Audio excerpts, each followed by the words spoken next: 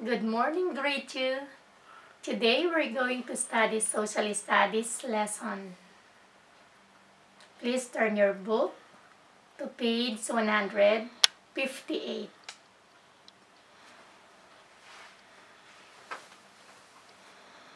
Before I'll read this lesson, let us study first the following words. The first word is airborne. Airborne means moving through the air, done or being in the air, or being off the ground. Or we can say trained for deployment by air and especially by parachute. What is a parachute? A parachute is a cloth canopy which fills the air and allows a person or heavy object attached to it to descend slowly when dropped from an aircraft. Next word is infantry. Infantry means the soldiers marching or fighting on foot. And the infantry's role is to be ready to defend its country in peacetime and to capture, destroy, or repel enemy ground, forces during combat or battle. The next word is liberate. Liberate means to set free from imprisonment, slavery, or oppression. Now please listen carefully while I am reading this lesson. I have some questions for you to answer after I finish reading this lesson. Page 158. The 101st Airborne is a division of the United States Army that began during World War II, or we can say World War II. Their first mission was to parachute into France to free it from the enemy. Their job was to clear the way for the infantry that would follow. In fact, the Navy, the Coast Guard, and the Army Air Forces were also part of this mission to liberate France. English, French, and Canadian soldiers fought alongside American soldiers in this operation. The 101st continued with other missions until the war was over. Although different men and women have served with the 101st since then, it has always been a unit of brave soldiers. The 101st and military divisions like it continue to fight for freedom. Now I have some question for you. How did the 101st Airborne land in France? How did the 101st Airborne land in France? The answer is by parachute. How did the 101st Airborne land in France? By parachute. Next question.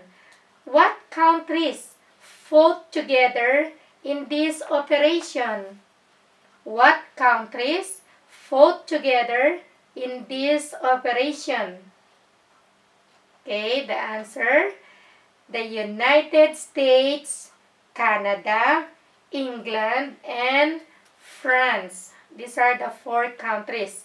The United States, Canada, England, and France. Next, turn your book to page 159. As World War II continued, the Marines needed a safe way to send secret radio messages. The Navajo Indian language was a spoken, not written language. That meant that in the whole world, only the Navajo knew this language. A unit of Navajo Native American men called Navajo code talkers. I will repeat. A unit of Navajo Native American men called Navajo code talkers served with the Marines. They used their language as a code to send messages.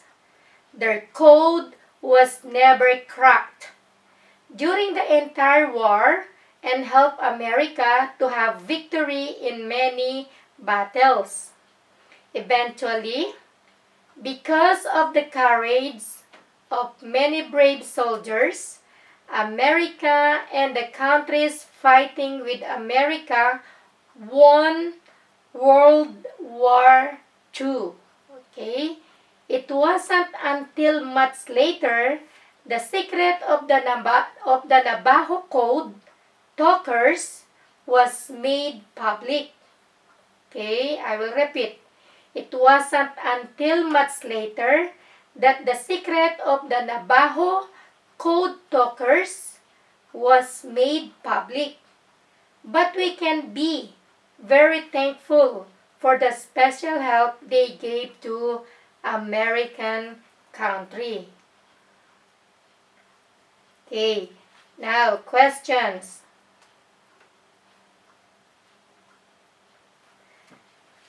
Okay, question. What made the Navajo language so unique? What made the Navajo country so unique? The answer is, it was a spoken, not written language. Not only the Navajo knew this language. I will repeat. What made the Navajo language so unique? It was a spoken, not written language. And only the Navajo knew this language. Okay, next.